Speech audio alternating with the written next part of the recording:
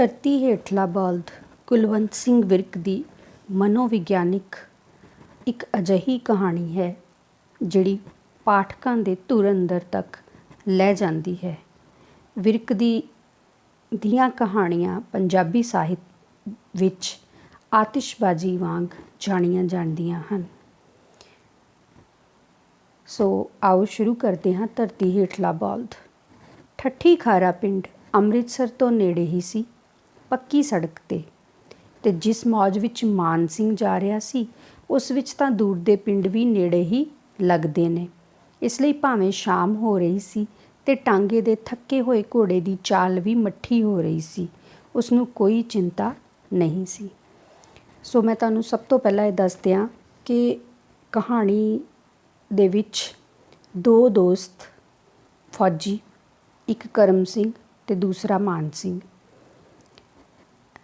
ਮਾਨ ਸਿੰਘ ਜਿਹੜਾ ਆ ਉਹ ਫੌਜ ਦੇ ਵਿੱਚੋਂ ਛੁੱਟੀ 'ਤੇ ਆਇਆ ਹੋਇਆ ਹੈ ਅਤੇ ਆਪਣੇ ਦੋਸਤ ਕਰਮ ਸਿੰਘ ਦੇ ਪਿੰਡ ਨੂੰ ਜਾ ਰਿਹਾ ਹੈ। ਮਾਨ ਸਿੰਘ ਬਾਰ ਦੇ ਇਲਾਕੇ ਦਾ ਰਹਿਣ ਵਾਲਾ ਹੈ ਅਤੇ ਕਰਮ ਸਿੰਘ ਦਾ ਪਿੰਡ ਮਾਝੇ ਦੇ ਵਿੱਚ ਅੰਮ੍ਰਿਤਸਰ ਦੇ ਲਾਗੇ ਹੀ ਠੱਠੀ ਖਾਰਾ ਹੈ। ਅਤੇ ਹੁਣ ਮਾਨ ਸਿੰਘ ਜਿਹੜਾ ਆ ਉਹ ਆਪਣੇ ਦੋਸਤ ਦੇ ਪਿੰਡ ਜਾ ਰਿਹਾ ਹੈ, ਜਿਹਦੇ ਵਿੱਚ ਭਾਵੇਂ ਸ਼ਾਮ ਹੋ ਰਹੀ ਸੀ ਪਰ ਉਹਨੂੰ ਕੋਈ ਚਿੰਤਾ ਨਹੀਂ ਸੀ, ਕਿਉਂਕਿ ਉਹਨੂੰ ਖੁਸ਼ੀ ਸੀ ਉਹ ਆਪਣੇ ਦੋਸਤ ਦੇ ਪਿੰਡ ਜਾ ਰਿਹਾ ਹੈ। ਮਾਨ ਸਿੰਘ ਛੁੱਟੀ 'ਤੇ ਆਇਆ ਹੋਇਆ ਇੱਕ ਫੌਜੀ ਸੀ। ਠੱਠੀ ਖਾਰਾ ਉਸਦੇ ਯਾਰ ਕਰਮ ਸਿੰਘ ਦਾ ਪਿੰਡ ਸੀ। ਜਿੰਨੀਆਂ ਗੂੜ੍ਹੀਆਂ ਯਾਰੀਆਂ ਫੌਜ ਵਿੱਚ ਲੱਗਦੀਆਂ ਨੇ ਹੋਰ ਕਿਤੇ ਨਹੀਂ ਲੱਗਦੀਆਂ। ਪਹਿਲਾਂ ਤਾਂ ਉਹ ਦੋਵੇਂ ਆਪਣੇ ਰੈਜੀਮੈਂਟਲ ਸੈਂਟਰ ਵਿੱਚ ਇਕੱਠੇ ਰਹੇ ਅਤੇ ਹੁਣ ਇੱਕ ਬਟਾਲੀਅਨ ਵਿੱਚ ਬਰਮਾ ਫਰੰਟ 'ਤੇ ਲੜ ਰਹੇ ਸਨ। ਕਰਮ ਸਿੰਘ ਪਹਿਲਾਂ ਦਾ ਭਰਤੀ ਸੀ ਅਤੇ ਹੁਣ ਹੌਲਦਾਰੀ ਕਰਦਾ ਸੀ, ਪਰ ਮਾਨ ਸਿੰਘ ਅਜੇ ਮਸਾਂ ਨਾਇਕੀ ਤੱਕ ਹੀ ਅੱਪੜਿਆ ਸੀ। ਨਾਇਕ ਅਤੇ ਹੌਲਦਾਰ ਫੌਜ ਦੇ ਵਿਚਲੇ ਅਹੁਦੇ ਹੁੰਦੇ ਹਨ। ਨਾਇਕ ਜਦੋਂ ਬੰਦਾ ਫੌਜ 'ਚ ਭਰਤੀ ਹੁੰਦਾ ਹੈ ਤਾਂ ਸਭ ਤੋਂ ਪਹਿਲਾਂ ਨਾਇਕ ਹੀ ਬਣਦਾ ਹੈ ਅਤੇ ਫਿਰ ਜਿਉਂ-ਜਿਉਂ ਪੋਸਟ ਉਹਦੀ ਵੱਡੀ ਹੋਈ ਜਾਂਦੀ ਹੈ ਤਿਉਂ-ਤਿਉਂ ਅਹੁਦੇ ਬਦਲਦੇ ਜਾਂਦੇ ਹਨ। ਸੋ ਕਰਮ ਸਿੰਘ ਪਹਿਲਾਂ ਦਾ ਸੀ, ਇਸ ਕਰਕੇ ਉਹ ਹੌਲਦਾਰ ਸੀ ਅਤੇ ਉਹ ਪਹਿਲਾਂ ਵੀ ਰੈਜੀਮੈਂਟਲ ਸੈਂਟਰ ਵਿੱਚ ਉਹ ਇਕੱਠੇ ਰਹੇ ਅਤੇ ਹੁਣ ਬਟਾਲੀਅਨ ਦੇ ਵਿੱਚ ਵੀ ਬਰਮਾ ਫਰੰਟ 'ਤੇ ਲੜ ਰਹੇ ਸਨ। ਬਰਮਾ ਜਿਹਨੂੰ ਤੁਸੀਂ ਮਿਆਂਮਾਰ ਕਹਿੰਦੇ ਹੋ। ਸੋ ਉੱਥੇ ਉਹ ਲੜਾਈ ਦੇ ਵਿੱਚ ਇਕੱਠੇ ਹੀ ਸਨ। ਕਰਮ ਸਿੰਘ ਬਾਰੇ ਇੱਕ ਗੱਲ ਖਾਸ ਇਹ ਸੀ ਕਿ ਉਸਦੀ ਜੀਭ ਵਿੱਚ ਬੜਾ ਰਸ ਸੀ। ਪਿੰਡ ਦੇ ਕਈ ਹੋਰ ਮੁੰਡੇ ਵੀ ਫੌਜ ਵਿੱਚ ਸਨ। ਜਦੋਂ ਉਹ ਛੁੱਟੀ ਆਉਂਦੇ ਤਾਂ ਪਿੰਡ ਦੇ ਬੰਦਿਆਂ ਨਾਲ ਉਹਨਾਂ ਦੀ ਗੱਲ ਵਾਹਿਗੁਰੂ ਜੀ ਕੀ ਫਤਿਹ ਤੋਂ ਅੱਗੇ ਨਾ ਟੁਰਦੀ, ਪਰ ਜਦੋਂ ਕਰਮ ਸਿੰਘ ਪਿੰਡ ਆਉਂਦਾ ਤਾਂ ਖੂਹ 'ਤੇ ਨਹਾਉਣ ਵਾਲਿਆਂ ਦੀਆਂ ਭੀੜਾਂ ਵੱਧ ਜਾਂਦੀਆਂ। ਭਾਵ ਕਿ ਉਹ ਬੜਾ ਮਿਲਣਸਾਰ ਸੀ, ਹਰ ਕਿਸੇ ਨਾਲ ਪਿਆਰ ਦੇ ਨਾਲ ਬੋਲਦਾ। ਹੋਰ ਵੀ ਪਿੰਡ ਦੇ ਫੌਜੀ ਮੁੰਡੇ ਸੀ, ਪਰ ਜਦੋਂ ਕਿਸੇ ਨਾਲ ਗੱਲ ਕਰਦੇ ਤਾਂ ਸਿਰਫ ਉਹਨਾਂ ਨੂੰ ਵਿਸ਼ ਕਰਦੇ, ਉਹਨਾਂ ਨੂੰ ਵਾਹਿਗੁਰੂ ਜੀ ਕੀ ਫਤਿਹ ਹੀ ਬੁਲਾਉਂਦੇ, ਇਸ ਤੋਂ ਅੱਗੇ ਕੋਈ ਗੱਲ ਨਾ ਕਰਦੇ। ਪਰ ਜਦੋਂ ਕਰਮ ਸਿੰਘ ਪਿੰਡ ਆਉਂਦਾ ਤਾਂ ਖੂਹ 'ਤੇ ਨਹਾਉਣ ਵਾਲਿਆਂ ਦੀਆਂ ਭੀੜਾਂ ਵੱਧ ਜਾਂਦੀਆਂ। ਇਹਦਾ ਮਤਲਬ ਆ ਉਦੋਂ ਲੋਕ ਜਿਹੜੇ ਆ ਉਹ ਖੂਹ, ਪਿੰਡ ਦੇ ਵਿੱਚ ਇੱਕ ਜਾਂ ਦੋ ਖੂਹ ਹੁੰਦੇ ਸੀ ਅਤੇ ਨਹਾਉਣ ਲਈ ਲੋਕ ਉੱਥੇ ਹੀ ਜਾਂਦੇ ਸਨ ਅਤੇ ਉੱਥੇ ਇਕੱਠ ਹੋਇਆ ਕਰਦਾ ਸੀ। ਲੋਕ ਉੱਥੇ ਬੈਠ ਕੇ ਨਾਲੇ ਗੱਲਾਂ ਵੀ ਕਰ ਲੈਂਦੇ ਸਨ ਅਤੇ ਖੂਹਾਂ 'ਤੇ ਨਹਾਉਣ ਵਾਲਿਆਂ ਦੀਆਂ ਭੀੜਾਂ ਲੱਗ ਜਾਂਦੀਆਂ। ਭਾਵ ਜਦੋਂ ਕਰਮ ਸਿੰਘ ਜਾਂਦਾ ਉੱਥੇ ਨਹਾਉਣ ਤਾਂ ਉੱਥੇ ਬਹੁਤ ਸਾਰੇ ਲੋਕ ਉਹਦੀਆਂ ਗੱਲਾਂ ਸੁਣਨ ਲਈ, ਉਹਨੂੰ ਮਿਲਣ ਵਾਸਤੇ ਉੱਥੇ ਆ ਜਾਂਦੇ। ਹੋਰ ਕਿੱਥੇ ਭੀੜ ਲੱਗਦੀ। ਸਿਆਲ ਦੀ ਅੱਧੀ ਰਾਤ ਲੋਕ ਠੰਡੀ ਹੋ ਰਹੀ ਦਾਣੇ ਭੁੰਨਣ ਵਾਲੀ ਭੱਠੀ ਦੇ ਸੇਕ ਆਸਰੇ ਬੈਠੇ ਕਰਮ ਸਿੰਘ ਦੀਆਂ ਗੱਲਾਂ ਸੁਣਦੇ ਰਹਿੰਦੇ। ਪਿੰਡ ਦੇ ਲੋਕ ਸ਼ਾਮ ਵੇਲੇ ਜਦੋਂ ਵਿਹਲੇ ਹੁੰਦੇ ਤਾਂ ਜਿਹੜੀ ਭੱਠੀ ਹੁੰਦੀ ਹੈ ਦਾਣੇ ਭੁੰਨਣ ਵਾਲੀ, ਉਹ ਝਿਊਰੀ ਜਿਹੜੀ ਆ ਦਾਣੇ ਭੁੰਨਣ ਵਾਲੀ ਨੂੰ ਝਿਊਰੀ ਕਹਿੰਦੇ ਨੇ। ਝਿਊਰੀ ਜਦੋਂ ਚਲੇ ਜਾਂਦੀ ਸੀ ਤਾਂ ਭੱਠੀ ਮੱਘਦੀ ਰਹਿੰਦੀ ਸੀ ਅਤੇ ਉੱਥੇ ਕਰਮ ਸਿੰਘ ਅਤੇ ਹੋਰ ਪਿੰਡ ਦੇ ਜਿਹੜੇ ਕੁਝ ਲੋਕ ਆ ਉਹਦੀਆਂ ਗੱਲਾਂ ਸੁਣਨ ਲਈ ਦਾਣੇ ਭੁੰਨਣ ਵਾਲੀ ਭੱਠੀ ਦੇ ਕੋਲ ਬੈਠੇ ਰਹਿੰਦੇ। ਪਿੱਛੇ ਰੈਜੀਮੈਂਟ ਵਿੱਚ ਉਸਦੀ ਰਾਈਫਲ ਦਾ ਨਿਸ਼ਾਨਾ ਬੜਾ ਮਸ਼ਹੂਰ ਸੀ। ਰੈਜੀਮੈਂਟ ਮਤਲਬ ਰੈਜੀਮੈਂਟ, ਉਹਦੀ ਫੌਜ ਦੀ ਟੁਕੜੀ, ਫੌਜ ਦੇ ਵਿੱਚ ਉਹਦੀ ਰਾਈਫਲ ਦਾ ਬੜਾ ਨਿਸ਼ਾਨਾ ਮਸ਼ਹੂਰ ਸੀ। ਭਾਵ ਕਿ ਕਰਮ ਸਿੰਘ ਜਿਹੜਾ ਆ ਉਹ ਇੱਕ ਪੱਕਾ ਨਿਸ਼ਾਨਚੀ ਸੀ, ਨਿਸ਼ਾਨੇਬਾਜ਼ ਸੀ। ਨਿਸ਼ਾਨਾ ਮਾਰਨ ਦੇ ਮੁਕਾਬਲਿਆਂ ਵਿੱਚ ਉਸਦੀ ਗੋਲੀ ਨਿਸ਼ਾਨੇ ਦੇ ਇਸ ਤਰ੍ਹਾਂ ਠੀਕ ਵਿਚਕਾਰੋਂ ਲੰਘਦੀ ਜਿਵੇਂ ਆਪ ਹੱਥ ਨਾਲ ਫੜ ਕੇ ਲੰਘਾਈ ਗਈ ਹੋਵੇ। ਹੁਣ ਲੜਾਈ ਵਿੱਚ ਉਸਦੇ ਪੱਕੇ ਨਿਸ਼ਾਨੇ ਨੇ ਕਈ ਦੂਰ ਲੁਕੇ ਹੋਏ ਅਤੇ ਦਰਖਤਾਂ ਦੇ ਟਾਹਣੇ ਜਿਹੇ ਦਿਸਦੇ ਜਾਪਾਨੀ ਡੇਗੇ ਸਨ। ਦਰਖਤਾਂ ਦੇ ਟਾਹਣੇ ਜਿਹੇ ਦਿਸਦੇ ਜਾਪਾਨੀ, ਭਾਵ ਕਿ ਜਾਪਾਨ ਦੇ ਨਾਲ ਉਹਨਾਂ ਦੀ ਲੜਾਈ ਹੋ ਰਹੀ ਸੀ। ਸੋ ਜਾਪਾਨੀ ਜਿਹੜੇ ਆਪਣੇ ਆਪ ਨੂੰ ਹਾਈਡ ਕਰਨ ਲਈ, ਆਪਣੇ ਆਪ ਨੂੰ ਲੁਕਾਉਣ ਲਈ, ਜਿਨ੍ਹਾਂ ਨੇ ਦਰਖਤਾਂ ਦੇ ਟਾਹਣੇ ਆਪਣੇ ਉੱਤੇ ਬੰਨੇ ਹੁੰਦੇ ਸਨ ਤਾਂ ਕਿ ਸਾਨੂੰ ਕੋਈ ਵੀ ਲੱਭ ਨਾ ਸਕੇ ਦੁਸ਼ਮਣ, ਅਤੇ ਇਸ ਕਰਕੇ ਉਹਨਾਂ ਨੂੰ ਵੀ ਉਹਦੀ ਨਿਸ਼ਾਨਾ ਜਿਹੜਾ ਇੰਨਾ ਪੱਕਾ ਸੀ ਕਿ ਉਹਨਾਂ ਨੂੰ ਵੀ ਆਪਣਾ ਨਿਸ਼ਾਨਾ ਬਣਾ ਲੈਂਦਾ ਸੀ। ਇਸ ਤਰ੍ਹਾਂ ਉਹ ਜਾਪਾਨੀ ਨਿਸ਼ਾਨਚੀਆਂ ਦੀਆਂ ਗੋਲੀਆਂ ਨਾਲ ਮਰੇ ਆਪਣੇ ਆਦਮੀਆਂ ਦੇ ਬਦਲੇ ਚੁਕਾਉਂਦਾ ਅਤੇ ਆਪਣੀ ਪੱਟਲ ਨਾਲ ਦਿਲ ਠੰਡਾ ਕਰਦਾ। ਭਾਵ ਕਿ ਉਹਨੇ ਬਹੁਤ ਸਾਰੇ ਜਾਪਾਨੀਆਂ ਨੂੰ ਮਾਰ ਮੁਕਾਇਆ ਸੀ, ਆਪਣੇ ਦੁਸ਼ਮਣਾਂ ਨੂੰ ਗੋਲੀਆਂ ਨਾਲ ਮਾਰ ਮੁਕਾਇਆ ਸੀ, ਅਤੇ ਆਪਣੇ ਮਰੇ ਹੋਏ ਸਾਥੀਆਂ ਦਾ ਉਸਨੇ ਬਦਲਾ ਸਮਝ ਲਓ ਚੁਕਾ ਦਿੱਤਾ।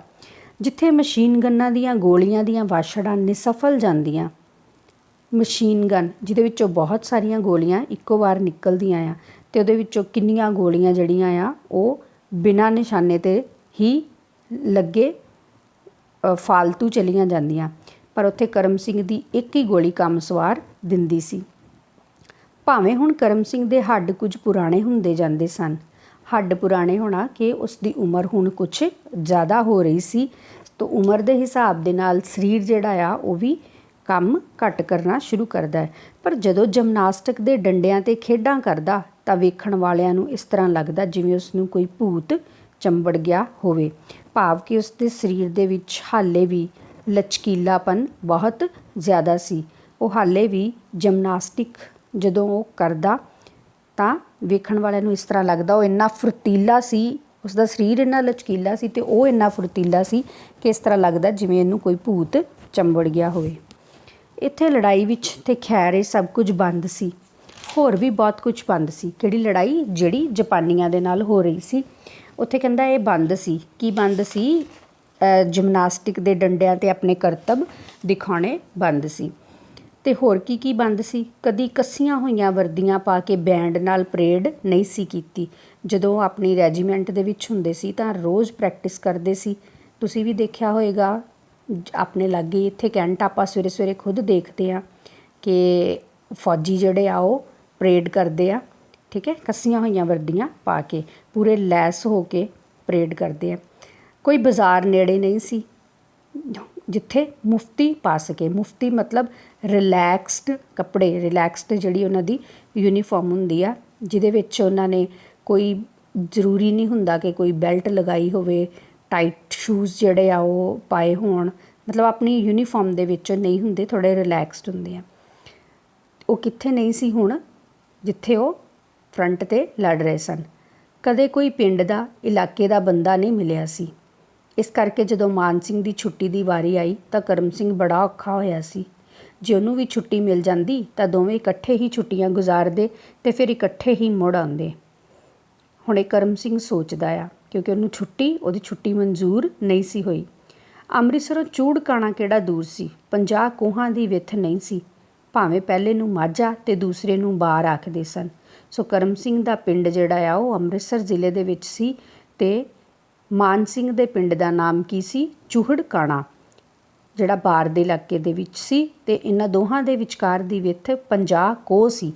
ਕੋਹ ਉਸ ਵੇਲੇ ਰਸਤੇ ਨੂੰ ਮਾਪਣ ਦਾ ਇੱਕ ਮੇਜਰਮੈਂਟ ਹੁੰਦਾ ਸੀ। ਜਿਸ ਤਰ੍ਹਾਂ ਅੱਜ ਕੱਲ੍ਹ ਅਸੀਂ ਮਾਈਲਸ ਦੇ ਵਿੱਚ, ਮੀਲ ਦੇ ਵਿੱਚ, ਕਿਲੋਮੀਟਰਸ ਦੇ ਵਿੱਚ, ਮੀਟਰਸ ਦੇ ਵਿੱਚ ਮਾਪਦੇ ਹਾਂ। ਮੀਲਾਂ ਦੇ ਵਿੱਚ ਤਾਂ ਹੁਣ ਘੱਟ ਗਿਆ ਆ, ਕਿਲੋਮੀਟਰ ਦੇ ਵਿੱਚ ਹੀ ਤੁਸੀਂ ਲਿਖਿਆ ਦੇਖਿਆ ਹੋਏਗਾ। ਇਸ ਤੋਂ ਪਹਿਲਾਂ ਮੀਲ ਚੱਲਦੇ ਸੀ ਅਤੇ ਉਸ ਤੋਂ ਪਹਿਲਾਂ ਕੋਹ ਚੱਲਦੇ ਸੀ। ਸੋ ਭਾਵੇਂ ਪਹਿਲੇ ਨੂੰ ਮਾਝਾ ਅਤੇ ਦੂਸਰੇ ਨੂੰ ਬਾਰ ਆਖਦੇ ਸਨ। ਭਾਵੇਂ ਪਹਿਲਾ ਮੁੱਢ ਕਦੀਮਾਂ ਤੋਂ ਵਸਿਆ ਹੋਇਆ ਸੀ। ਕੌਣ? ਮਾਝਾ ਬੜੀ ਦੇਰ ਦਾ, ਬਹੁਤ ਚਿਰ ਦਾ ਵਸਿਆ ਹੋਇਆ ਸੀ ਅਤੇ ਦੂਸਰੇ ਨੂੰ ਚੰਗੀ ਤਰ੍ਹਾਂ ਜੰਮ ਕੇ ਵਸਿਆ ਅਜੇ ਥੋੜ੍ਹਾ ਚਿਰ ਹੀ ਹੋਇਆ ਸੀ। ਪਰ ਛੁੱਟੀ ਇਹਨਾਂ ਦਿਨਾਂ ਵਿੱਚ ਬੜੀ ਔਖੀ ਮਿਲਦੀ ਸੀ। ਕਦੀ ਕਦੀ ਕਿਸੇ ਨੂੰ, ਕਿੰਨਾਂ ਦਿਨਾਂ ਵਿੱਚ? ਲੜਾਈ ਦੇ ਦਿਨਾਂ ਦੇ ਵਿੱਚ। ਤੁਸੀਂ ਕਈ ਵਾਰ ਮੂਵੀਜ਼ ਦੇ ਵਿੱਚ ਵੀ ਦੇਖਿਆ ਹੋਏਗਾ ਕਿ ਜਿਸ ਤਰ੍ਹਾਂ ਫੌਜੀ ਆ, ਛੁੱਟੀ ਆਇਆ ਹੁੰਦਾ ਆ ਅਤੇ ਪਿੱਛੇ ਲੜਾਈ ਲੱਗ ਜਾਂਦੀ ਆ ਅਤੇ ਫੌਜੀਆਂ ਨੂੰ ਫਿਰ ਵਾਪਸ ਉਸੇ ਵੇਲੇ ਬੁਲਾ ਲਿਆ ਜਾਂਦਾ ਹੈ। ਸੋ ਲੜਾਈ ਦੇ ਵਿੱਚ ਛੁੱਟੀ ਬਹੁਤ ਔਖੀ ਮਿਲਦੀ ਸੀ, ਕਦੀ ਕਦੀ ਮਿਲਦੀ ਸੀ ਕਿਸੇ ਨੂੰ। ਇਸ ਤਰ੍ਹਾਂ ਲੜਾਈ ਵਿੱਚ ਬਹਾਦਰੀ ਦੇ ਤਕਮੇ ਕਦੀ ਕਦੀ ਹੀ ਕਿਸੇ ਨੂੰ ਮਿਲਦੇ ਸਨ। ਤਕਮੇ, ਤਮਗੇ, ਮੈਡਲਸ। ਸੋ ਲੜਾਈ ਦੇ ਵਿੱਚ ਮਾਰੇ ਤਾਂ ਬਹੁਤ ਫੌਜੀ ਜਾਂਦੇ ਆ, ਪਰ ਬਹਾਦਰੀ ਦੇ ਜਿਹੜੇ ਮੈਡਲਸ ਆ ਉਹ ਕਿਸੇ ਨੂੰ ਹੀ ਦਿੱਤੇ ਜਾਂਦੇ ਹਨ। ਅਤੇ ਜਦੋਂ ਮਾਨ ਸਿੰਘ ਪਿਛਾਂਹ ਨੂੰ ਆਉਂਦੇ ਫੌਜੀ ਟਰੱਕ ਵਿੱਚ ਬੈਠਣ ਲੱਗਾ ਤਾਂ ਕਰਮ ਸਿੰਘ ਨੇ ਕਿਹਾ, ਸਾਡੇ ਘਰ ਵੀ ਹੁੰਦਾ ਆਵੀਂ ਤੂੰ।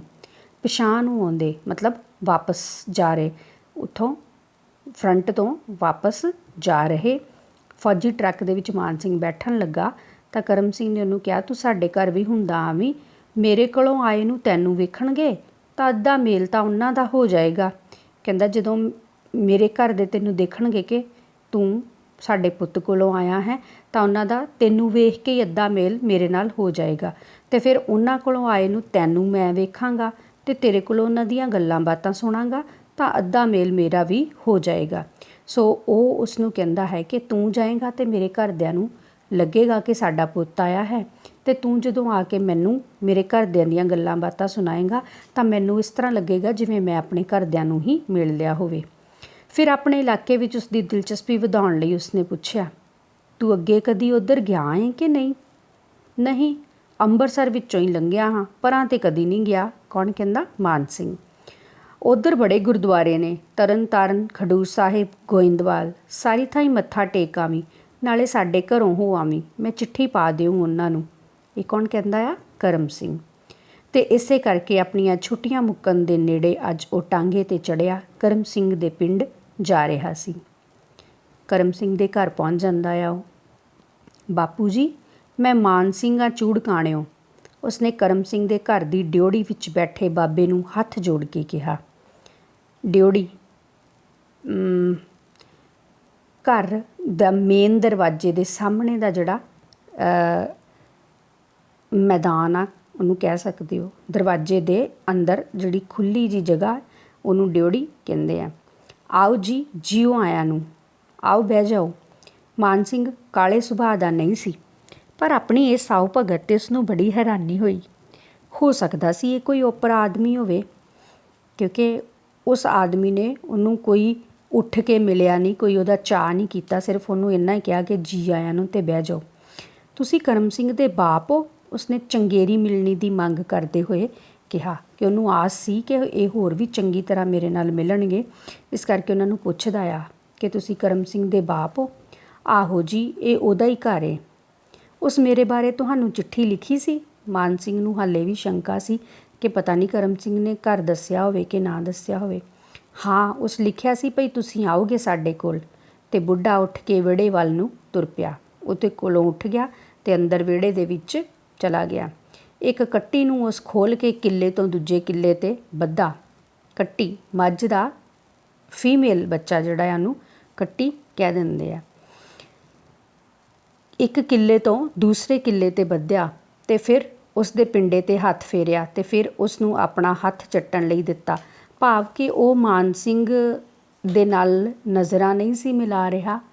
ਉਹ ਮਾਨ ਸਿੰਘ ਨੂੰ ਇਸ ਤਰ੍ਹਾਂ ਲੱਗਾ ਜਿਵੇਂ ਉਹ ਉਹਨੂੰ ਇਗਨੋਰ ਕਰ ਰਿਹਾ ਹੋਵੇ, ਅਤੇ ਆਪਣੇ ਕੰਮਾਂ ਦੇ ਵਿੱਚ ਉਹ ਬਾਪ ਜਿਹੜਾ ਕਰਮ ਸਿੰਘ ਦਾ ਆ ਉਹ ਲੱਗ ਗਿਆ। ਫਿਰ ਅੰਦਰ ਜਾ ਕੇ ਮਾਨ ਸਿੰਘ ਦੇ ਆਉਣ ਦਾ ਪਤਾ ਦਿੱਤਾ ਅਤੇ ਚਾਹ ਲਿਆਉਣ ਲਈ ਆਖਿਆ, ਅਤੇ ਜਿਸ ਤਰ੍ਹਾਂ ਮੁੜ ਕੇ ਡਿਓੜੀ ਵਿੱਚ ਆਉਣ ਤੋਂ ਡਰਦਾ ਹੋਵੇ, ਉਹ ਫਿਰ ਵਿਹੜੇ ਵਿੱਚ ਬੱਧੀ ਘੋੜੀ ਕੋਲ ਖਲੋ ਗਿਆ, ਭਾਵ ਕਿ ਆਪਣੇ ਨਿੱਤ ਦੇ ਕੰਮਕਾਰ ਜਿਹੜੇ ਉਹਨਾਂ ਵੱਲ ਹੀ ਉਹ ਲੱਗਾ ਰਿਹਾ। ਉਸ ਦੇ ਅੱਗੇ ਪਈ ਤੂੜੀ ਨੂੰ ਹਿਲਾਇਆ, ਹੋਰ ਛੋਲੇ ਲਿਆ ਕੇ ਵਿੱਚ ਪਾਏ ਅਤੇ ਅਖੀਰ ਮੁੜ ਕੇ ਡਿਓੜੀ ਵਿੱਚ ਆ ਗਿਆ। ਬਾਬਾ ਹੁਣ ਕੁਝ ਵਧੇਰੇ ਆਪਣੇ ਆਪ ਵਿੱਚ ਸੀ। ਉਹ ਮਾਨ ਸਿੰਘ ਵੱਲ ਅਤੇ ਸੱਜੇ ਖੱਬੇ ਵੀ ਝਾਕ ਰਿਹਾ ਸੀ। ਇਹ ਮਾਨ ਸਿੰਘ ਨੂੰ ਲੱਗਾ ਕਿ ਉਹ ਆਪਣੇ ਆਪ ਦੇ ਵਿੱਚ ਹੀ ਹੈ, ਉਹ ਤਾਂ ਮੇਰੇ ਨਾਲ ਗੱਲ ਵੀ ਨਹੀਂ ਕਰ ਰਿਹਾ। ਜਸਵੰਤ ਸਿੰਘ ਕਿੱਥੇ ਵੇ? ਮਾਨ ਸਿੰਘ ਨੂੰ ਪਤਾ ਸੀ ਕਿ ਕਰਮ ਸਿੰਘ ਦੇ ਨਿੱਕੇ ਭਰਾ ਦਾ ਨਾਂ ਜਸਵੰਤ ਸਿੰਘ ਹੈ। ਹੁਣੇ ਆ ਜਾਂਦਾ ਹੈ ਚਰੀ ਦੀ ਗੱਡ ਲੈ ਕੇ। ਇੰਨੇ ਨੂੰ ਕਰਮ ਸਿੰਘ ਦੀ ਬੇਬੇ ਚਾਹ ਲੈ ਕੇ ਆ ਗਈ। ਚਰੀ ਪੱਠੇ ਉਹਨਾਂ ਦਾ ਮੱਝਾਂ ਦਾ ਚਾਰਾ ਜਿਹੜਾ ਹੁੰਦਾ ਆ ਉਹਨੂੰ ਤੁਸੀਂ ਕਹਿ ਸਕਦੇ ਹੋ ਚਰੀ। ਗੱਡ ਮਤਲਬ ਉਹਦੀ ਗਠੜੀ ਲੈ ਕੇ, ਗੰਢ ਜਿਹੜੀ ਆ ਉਹ ਬੰਨੀ ਹੋਈ ਆ, ਪੱਠੇ ਲੈ ਕੇ ਉਹ ਆ ਰਿਹਾ ਆ। ਬੇਬੇ ਜੀ ਸਤਿ ਸ੍ਰੀ ਅਕਾਲ। ਮਾਨ ਸਿੰਘ ਨੇ ਹੱਸਦੀਆਂ ਅੱਖਾਂ ਨਾਲ ਬੁੱਢੀ ਵੱਲ ਵੇਖਿਆ। ਬੁੱਢੀ ਦੇ ਹੋਂਠ ਕੁਝ ਕਹਿਣ ਲਈ ਫਰਕੇ, ਪਰ ਕੋਈ ਅੱਖਰ ਨਾ ਬਣ ਸਕਿਆ। ਇਸ ਲਾਈਨ ਦਾ ਮਤਲਬ ਇਹ ਆ ਕਿ ਉਹ ਕੁਝ ਕਹਿਣਾ ਚਾਹੁੰਦੀ ਸੀ, ਪਰ ਉਹਦੀ ਆਵਾਜ਼ ਜਿਹੜੀ ਆ ਉਹ ਨਹੀਂ ਨਿਕਲੀ, ਉਹਦੇ ਮੂੰਹੋਂ ਕੁਝ ਵੀ ਉਹਦੇ ਕੋਲੋਂ ਬੋਲਿਆ ਨਾ ਗਿਆ।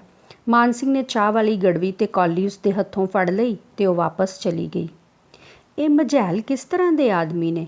ਮਾਨ ਸਿੰਘ ਹੈਰਾਨ ਹੋ ਰਿਹਾ ਸੀ। ਮਝੈਲ ਮਾਝੇ ਦੇ ਰਹਿਣ ਵਾਲੇ ਲੋਕ। ਬੱਚੇ ਜਿਹੜੀਆਂ ਗੱਲਾਂ ਮੈਂ ਤੁਹਾਨੂੰ ਦੱਸ ਰਹੀ ਹਾਂ, ਮਝੈਲ, ਠੀਕ ਹੈ, ਕੱਟੀ, ਸੋ ਇਹ ਤੁਹਾਨੂੰ ਬਹੁਤੇ ਸ਼ਬਦਾਂ ਦੀ ਥਾਂ ਇੱਕ ਸ਼ਬਦ ਦੇ ਵਿੱਚ ਵੀ ਪੇਪਰ 'ਚ ਆ ਸਕਦੇ ਨੇ। सो इस करके इन्हां नूं अंडरलाइन जरूर कर लिओ। ये मझैल किस तरह के आदमी ने? मान सिंह हैरान हो रहा सी, अपने विचों बड़ा तंग सी, पर हुण ये घर आके वापस थोड़ा जा सकदा सी। चलो एक रात रह के मुड़ चलांगे, उसने फैसला किया। रात नूं जदों जसवंत सिंह आया तो इस रौनक विच गल्लां बातां कुछ खुलियां होण लगियां। जसवंत सिंह जिहड़ा करम सिंह दा भरा है, वो तकरीबन मान सिंह दे हाण दा ही सी ते उहनूं उहदे नालों गल्लां बातां थोड़ियां करन लग पिया। बड़ी मशहूर होई है गोली करम सिंह दी उत्थे बर्मा दी लड़ाई विच। बस उहदे घोड़ा दब्बन दी देर हुंदी है, अख दे फोर विच एक जापानी हेठां लेट जांदा है। सानूं नाल टुरदियां पता भी नहीं लगदा उस लभ कित्थों लिया। हुण ओह करम सिंह दी गल्लां करम सिंह दियां उन्हां दे उहदे घरदियां दे नाल करना चाहुंदा सी, उहदे नाल गल्लां शुरू कर दिंदा आ। घोड़ा दब्बन दी देर, घोड़ा बंदूक चलाउणी, बंदूक दा जिहड़ा स्विच आ तुसीं उहनूं कह सकदे हो, ਉਹਨੂੰ ਕਿਹਾ ਜਾਂਦਾ ਆ ਘੋੜਾ। ਮਾਨ ਸਿੰਘ ਇੱਥੇ ਰੁਕ ਗਿਆ ਇਸ ਉਮੀਦ 'ਤੇ ਕਿ ਉਹ ਸਾਰੇ ਬਰਮਾ ਦੀ ਲੜਾਈ ਦੀਆਂ ਬਹੁਤ ਸਾਰੀਆਂ ਗੱਲਾਂ ਪੁੱਛਣਗੇ। ਉਸ ਦਾ ਅੰਦਰ ਗੱਲਾਂ ਨਾਲ ਭਰਿਆ ਪਿਆ ਸੀ, ਪਰ ਇੱਥੇ ਤਾਂ ਕੋਈ ਸੁਣਦਾ ਹੀ ਨਹੀਂ ਸੀ। ਕੁਝ ਚਿਰ ਇਸ ਤਰ੍ਹਾਂ ਹੀ ਸੁਣ ਰਹੀ ਅਤੇ ਫਿਰ ਬੁੱਢੇ ਨੇ ਜਸਵੰਤ ਨੂੰ ਕਿਹਾ, ਆਪਣੀ ਵਾਰੀ ਕਦੋਂ ਹੈ ਪਾਣੀ ਦੀ? ਪਰਸੋਂ 3 ਵਜੇ ਸਵੇਰੇ ਲੱਗਣੀ ਹੈ, ਜਸਵੰਤ ਨੇ ਜਵਾਬ ਦਿੱਤਾ। 3 ਵਜੇ ਸਵੇਰ ਦਾ ਨਾਂ ਸੁਣ ਕੇ ਮਾਨ ਸਿੰਘ ਨੇ ਫਿਰ ਗੱਲ ਛੇੜੀ। ਉਹ ਆਪਣੇ ਯਾਰ ਦੀਆਂ ਰੱਜ ਕੇ ਗੱਲਾਂ ਕਰਨੀਆਂ ਚਾਹੁੰਦਾ ਸੀ। ਕਿਉਂ ਚਾਹੁੰਦਾ ਸੀ ਗੱਲਾਂ ਕਰਨੀਆਂ? ਕਿਉਂਕਿ ਉਹਦੇ ਦੋਸਤ ਨੇ ਉਸਨੂੰ ਕਿਹਾ ਸੀ ਕਿ ਤੂੰ ਜਦੋਂ ਮੇਰੀਆਂ ਗੱਲਾਂ ਘਰ ਜਾ ਕੇ ਸੁਣਾਏਗਾ ਤਾਂ ਉਹਨਾਂ ਨੂੰ ਲੱਗੇਗਾ ਕਿ ਸਾਡਾ ਪੁੱਤ ਹੀ ਸਾਨੂੰ ਮਿਲਣ ਆਇਆ ਹੈ। ਹੋਰ ਗੱਲ ਤੇ ਗੱਲ, ਕਰਮ ਸਿੰਘ ਪਹਿਰ ਰਾਤ ਉੱਠਣ ਤੋਂ ਤਾਂ ਬਚ ਗਿਆ। ਫੌਜ ਵਿੱਚ ਸਵੇਰੇ ਉੱਠਣ ਦਾ ਬੜਾ ਆਲਸ ਹੈ ਉਹਨੂੰ, ਸਾਰਿਆਂ ਤੋਂ ਪਿੱਛੋਂ ਉੱਠਦਾ ਹੈ ਉੱਥੇ ਪਹਿਰ ਰਾਤ ਉੱਠਣ ਤੋਂ, ਭਾਵ ਕਿ ਜਿਹਨੂੰ ਅਸੀਂ ਕਹਿ ਦਿੰਦੇ ਹਾਂ ਅੱਧੀ ਰਾਤ। ਜਿਸ ਤਰ੍ਹਾਂ ਜਦੋਂ ਜ਼ਮੀਨਾਂ ਨੂੰ ਪਾਣੀ ਲਾਉਣਾ ਹੁੰਦਾ ਆ ਖੇਤਾਂ ਦੇ ਵਿੱਚ, ਜਿਸ ਤਰ੍ਹਾਂ ਉਸ ਨੂੰ ਕਿਹਾ ਗਿਆ ਕਿ ਸਵੇਰੇ 3 ਵਜੇ ਕਹਿੰਦਾ ਪਾਣੀ ਦੀ ਵਾਰੀ ਹੈ। ਸੋ ਮਾਨ ਸਿੰਘ ਕਹਿੰਦਾ ਆ ਵੀ ਇਹ ਗੱਲ ਉਹ ਬਚ ਗਿਆ ਪਾਣੀ ਲਾਉਣ ਤੋਂ, ਕਿਉਂਕਿ ਉਹ ਫੌਜ 'ਚ ਭਰਤੀ ਹੋ ਗਿਆ। ਫੌਜ 'ਚ ਕਹਿੰਦਾ ਸਾਰਿਆਂ ਤੋਂ ਪਿੱਛੋਂ ਉੱਠਦਾ ਹੈ। ਇਸ ਨਾਲ ਵੀ ਕਿਸੇ ਦਾ ਉਤਸ਼ਾਹ ਨਾ ਜਾਗਿਆ। ਫਿਰ ਰੋਟੀ ਆਈ। ਉਹਨਾਂ ਕਾਫੀ ਉਚੇਚ ਕੀਤਾ ਹੋਇਆ ਸੀ। ਉਚੇਚ ਕਿਸੇ ਦੀ ਆਓ ਭਗਤ ਦੇ ਵਿੱਚ ਕੀਤਾ ਗਿਆ ਸਨਮਾਨ, ਜਿਹੜਾ ਤੁਸੀਂ ਉਹਨੂੰ ਕਹਿ ਸਕਦੇ ਹੋ। ਆਓ ਭਗਤ ਕਰਨੀ ਉਚੇਚ, ਭਾਵ ਕਿ ਉਹਦੇ ਲਈ ਵੰਨ ਸਵੰਨੀਆਂ ਪਕਵਾਨ ਜਿਹੜੇ ਆ ਉਹ ਬਣਾਏ ਹੋਏ ਸੀ। ਨਾਲ ਨਾਲ ਜਸਵੰਤ ਉਹਨੂੰ ਰੋਟੀ ਖਾਂਦੇ ਨੂੰ ਪੱਖਾ ਚੱਲ ਰਿਹਾ ਸੀ। ਉਸ ਦਾ ਇਹ ਖਿਆਲ ਸੀ ਕਿ ਉਸ ਵੱਲ ਧਿਆਨ ਨਹੀਂ ਦੇ ਰਹੇ ਸਨ। ਹੁਣ ਇਹ ਖਿਆਲ ਉਹਦਾ ਦਿਲੋਂ ਨਿਕਲ ਗਿਆ, ਕਿਉਂਕਿ ਕਈ ਤਰ੍ਹਾਂ ਦੀਆਂ ਸਬਜ਼ੀਆਂ ਬਣਾ ਕੇ ਉਹਦੇ ਸਾਹਮਣੇ ਆਈਆਂ ਸੀ ਅਤੇ ਜਸਵੰਤ ਵੀ ਉਹਨੂੰ ਪੱਖਾ ਚੱਲ ਰਿਹਾ ਸੀ। ਰੋਟੀ ਖਾਂਦਿਆਂ ਖਾਂਦਿਆਂ ਕਰਮ ਸਿੰਘ ਦਾ ਨਿੱਕਾ ਜਿਹਾ ਮੁੰਡਾ ਟੁਰਦਾ ਟੁਰਦਾ ਮਾਨ ਸਿੰਘ ਦੀ ਮੰਜੀ ਕੋਲ ਆ ਗਿਆ। ਸੋ ਕਰਮ ਸਿੰਘ ਵਿਆਹਿਆ ਹੋਇਆ ਹੈ, ਉਸ ਦਾ ਇੱਕ ਛੋਟਾ ਜਿਹਾ ਬੱਚਾ ਵੀ ਹੈ। ਜੇ ਉਹ ਹੋਰ ਕਿਸੇ ਨਾਲ ਕਰਮ ਸਿੰਘ ਦੀਆਂ ਗੱਲਾਂ ਨਹੀਂ ਕਰ ਸਕਦਾ ਸੀ ਤਾਂ ਉਹਦੇ ਮੁੰਡੇ ਨਾਲ ਤਾਂ ਕਰ ਸਕਦਾ ਸੀ ਨਾ। ਮਾਨ ਸਿੰਘ ਨੇ ਉਸਨੂੰ ਕੁੱਛੜ ਚੁੱਕ ਲਿਆ। ਓਏ ਆਪਣੇ ਬਾਪੂ ਕੋਲ ਚੱਲਣਾ ਹੀ, ਜਾਣਾ ਹੀ ਤਾਂ ਚੱਲ ਮੇਰੇ ਨਾਲ, ਬੜਾ ਮੀਂਹ ਪੈਂਦਾ ਏ ਉੱਥੇ, ਪਾਣੀ ਵਿੱਚ ਤੁਰਿਆ ਫਿਰੀ। ਉਹਨੂੰ ਪਤਾ ਸੀ ਕਿ ਬੱਚਿਆਂ ਨੂੰ ਪਾਣੀ ਦੇ ਨਾਲ ਖੇਡਣਾ ਜਿਹੜਾ ਆ ਉਹ ਬੜਾ ਪਸੰਦ ਆ। ਮਾਨ ਸਿੰਘ ਦੀ ਇਹ ਗੱਲ ਬਾਪੂ ਨੂੰ ਸੂਲ ਵਾਂਗ ਚੁਭੀ। ਸੂਲ, ਕੰਢਾ, ਤਿੱਖੀ ਚੀਜ਼। ਆ ਫੜ ਲੈ ਮੁੰਡੇ ਨੂੰ, ਉੱਧਰ ਰੱਖ ਰੋਟੀ ਤਾਂ ਖਾ ਲੈਣ ਦਿਆ ਕਰੋ ਆਰਾਮ ਨਾਲ। ਬਾਪੂ ਨੇ ਜ਼ਰਾ ਤੇਜ਼ ਹੋ ਕੇ ਕਿਹਾ ਅਤੇ ਬੇਬੇ ਆ ਕੇ ਮੁੰਡਾ ਚੁੱਕ ਕੇ ਲੈ ਗਈ। ਹੁਣ ਤੇ ਘਰ ਦੀ ਹਵਾ ਵਿੱਚ ਮਾਨ ਸਿੰਘ ਨੂੰ ਸਾਹ ਲੈਣਾ ਔਖਾ ਹੋ ਰਿਹਾ ਸੀ। ਇੱਧਰ ਦਾ ਪੈਂਡਾ ਮੁਕਾ ਕੇ ਉਸਦਾ ਛੇਤੀ ਛੇਤੀ ਮੁੜਨ ਨੂੰ ਜੀ ਕਰਦਾ ਸੀ। ਪੈਂਡਾ, ਇੱਧਰ ਦਾ ਪੈਂਡਾ ਮੁਕਾ ਕੇ ਮਤਲਬ ਕਿ ਉਹਨੇ ਹੁਣ ਉਹ ਆ ਗਿਆ ਸੀ ਅਤੇ ਉਹ ਕਹਿੰਦਾ ਕਿ ਇਹ ਹੁਣ ਜਿਹੜਾ ਆ ਵਾਂਡਾ ਨਿਕਲ ਹੀ ਜਾਵੇ, ਅਤੇ ਉਹ ਛੇਤੀ ਛੇਤੀ ਮੁੜਨ ਨੂੰ ਉਹਦਾ ਦਿਲ ਕਰਦਾ ਸੀ। ਉਸ ਆਪਣੇ ਅਗਲੇ ਦਿਨ ਦੇ ਚੱਕਰ ਬਾਰੇ ਪੁੱਛ ਗਿੱਛ ਆਰੰਭੀ। ਇੱਥੋਂ ਤਰਨ ਤਾਰਨ ਕਿੰਨਾ ਏ? 4 ਕੋਹ ਪੈਂਡਾ ਏ, ਟਾਂਗਾ ਮਿਲ ਜਾਂਦਾ ਹੋਵੇਗਾ ਸਵੇਰੇ ਸਵੇਰੇ ਹੀ। ਟਾਂਗਿਆਂ ਟੂੰਗਿਆਂ ਦਾ ਕੋਈ ਫਿਕਰ ਨਾ ਕਰ ਤੂੰ, ਜਸਵੰਤ ਨੂੰ ਤੇਰੇ ਨਾਲ ਘੱਲਾਂਗੇ, ਦੋਵੇਂ ਭਰਾ ਇਕੱਠੇ ਹੀ ਮੱਥਾ ਟੇਕ ਆਇਓ ਸਾਰੇ। ਇਸ ਗੱਲ 'ਤੇ ਮਾਨ ਸਿੰਘ ਰਾਜੀ ਸੀ। ਜਸਵੰਤ ਐਡਾ ਘੁੱਟਿਆ ਹੋਇਆ ਬੰਦਾ ਨਹੀਂ ਸੀ। ਘੁੱਟਿਆ ਹੋਇਆ ਮਤਲਬ ਕਿ ਉਹ ਗੱਲਾਂ ਬਾਤਾਂ ਕਰਦਾ ਸੀ, ਪਰ ਮਾਨ ਸਿੰਘ ਦੇ ਨਾਲ ਟੁਰਦਿਆਂ 'ਤੇ ਉਹ ਵੀ ਕੁਝ ਘੁੱਟਿਆ ਹੀ ਗਿਆ। ਹੁਣ ਅਗਲੇ ਦਿਨ ਜਦੋਂ ਉਹ ਗੁਰਦੁਆਰੇ ਮੱਥਾ ਟੇਕਣ ਜਾਂਦੇ ਆ, ਜਿਹੜੇ ਜਾਣੂ ਬੰਦੇ ਉਹਨੂੰ ਰਾਹ ਵਿੱਚ ਮਿਲਦੇ, ਉਹ ਉਹਨਾਂ ਨੂੰ ਦੂਰੋਂ ਹੀ ਫਤਿਹ ਬੁਲਾ ਕੇ ਗਾਂਹ ਟੁਰ ਪੈਂਦਾ। ਭਾਵੇਂ ਮਾਨ ਸਿੰਘ ਦਾ ਜੀ ਕਰਦਾ ਸੀ ਕਿ ਉਹ ਆਪ ਖਲੋ ਕੇ ਲੋਕਾਂ ਦੀਆਂ ਗੱਲਾਂ ਬਾਤਾਂ ਕਰੇ। ਉਹਨੇ ਕਿਹੜਾ ਰੋਜ਼-ਰੋਜ਼ ਇਸ ਪਾਸੇ ਆਉਣਾ ਸੀ, ਕਿਉਂਕਿ ਬਾਹਰ ਦੇ ਇਲਾਕੇ ਦਾ ਸੀ। ਅਸੀਂ ਵੀ ਜਦੋਂ ਦੂਸਰੇ ਇਲਾਕੇ 'ਚ ਜਾਂਦੇ ਹਾਂ ਤਾਂ ਸਾਨੂੰ ਵੀ ਥੋੜ੍ਹੀ ਕਿਉਰਿਓਸਿਟੀ ਹੁੰਦੀ ਆ ਕਿ ਅਸੀਂ ਲੋਕਾਂ ਦੇ ਨਾਲ ਗੱਲਾਂ ਬਾਤਾਂ ਕਰੀਏ, ਉਹਨਾਂ ਦੇ ਕਲਚਰ ਬਾਰੇ ਜਾਣੀਏ, ਉਹਨਾਂ ਦੇ ਬਾਰੇ ਜਾਣੀਏ। ਪਰ ਜਸਵੰਤ ਇਹੋ ਜਿਹਾ ਮੌਕਾ ਨਹੀਂ ਸੀ ਦੇ ਰਿਹਾ। ਉਹ ਦੂਰੋਂ ਹੀ ਫਤਿਹ ਬੁਲਾ ਕੇ ਲੰਘ ਜਾਂਦਾ ਸੀ। ਕਰਮ ਸਿੰਘ ਨੇ ਤਾਂ ਬੜਾ ਜਸ ਖੱਟਿਆ ਹੈ ਫੌਜ ਵਿੱਚ, ਜਸ ਖੱਟਣਾ, ਨਾਮ ਖੱਟਣਾ, ਮਸ਼ਹੂਰ ਹੋਣਾ। ਤੂੰ ਕਿਉਂ ਨਾ ਫੌਜ ਵਿੱਚ ਗਿਆ? ਮਾਨ ਸਿੰਘ ਨੇ ਫਿਰ ਕਰਮ ਸਿੰਘ ਨੂੰ ਅੱਗੇ ਲੈ ਆਂਦਾ ਕਿ ਫਿਰ ਉਹਦੀ ਗੱਲ ਛੇੜ ਦਿੱਤੀ। ਜਸਵੰਤ ਇੱਕਦਮ ਇਕੱਠਾ ਹੋ ਗਿਆ, ਜਿਵੇਂ ਕੋਈ ਚੋਰੀ ਕਰਦਾ ਫੜਿਆ ਜਾਂਦਾ ਹੈ। ਕੁਝ ਠਹਿਰ ਕੇ ਉਸਨੇ ਕਿਹਾ, ਇੱਕ ਥੋੜ੍ਹਾ ਹੈ ਫੌਜ ਵਿੱਚ।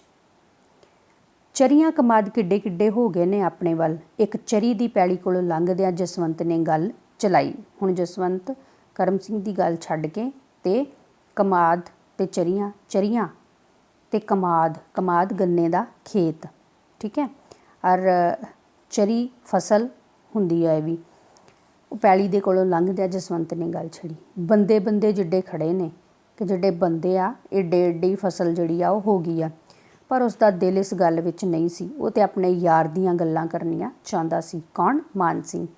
ਪਿੰਡ ਮੁੜ ਕੇ ਮਾਨ ਸਿੰਘ ਪਛਾਹ ਜਾਣ ਦੀਆਂ ਸਲਾਹਾਂ ਵਿੱਚ ਸੀ। ਜਦੋਂ ਗੁਰਦੁਆਰਿਓਂ ਵਾਪਸ ਆਏ ਤਾਂ ਮਾਨ ਸਿੰਘ ਸੋਚਣ ਲੱਗਾ ਕਿ ਹੁਣ ਮੈਂ ਵਾਪਸ ਹੀ ਚਲਾ ਜਾਵਾਂ। ਅੰਮ੍ਰਿਤਸਰੋਂ ਰਾਤ ਦੀ ਗੱਡੀ ਚੜ੍ਹ ਕੇ ਉਹ ਸਵੇਰ ਵੇਲੇ ਫਿਰ ਪਿੰਡ ਅੱਪੜ ਸਕਦਾ ਸੀ। ਭਾਵੇਂ ਆਪੋ ਆਪਣੀ ਥਾਈਂ ਸਾਰਿਆਂ ਨੇ ਉਸ ਲਈ ਕਾਫੀ ਉਚੇਚ ਕੀਤੀ ਸੀ, ਪਰ ਉਸਨੂੰ ਇਸ ਫੇਰੇ ਦਾ ਉਮੀਦ ਤੋਂ ਬਹੁਤ ਘੱਟ ਸਵਾਦ ਆਇਆ ਸੀ। ਭਾਵੇਂ ਉਹਨੂੰ ਲੱਗਾ ਕਿ ਸਾਰੇ ਚਲੋ ਉਹਦੇ ਨਾਲ ਕਰ ਹੀ ਰਹੇ ਸੀ, ਪਰ ਜਿੰਨਾ ਉਹ ਸੋਚ ਕੇ ਆਇਆ ਸੀ ਉਹਨਾਂ ਨੂੰ ਉੱਥੇ ਰਹਿ ਕੇ ਮਜ਼ਾ ਨਹੀਂ ਆਇਆ।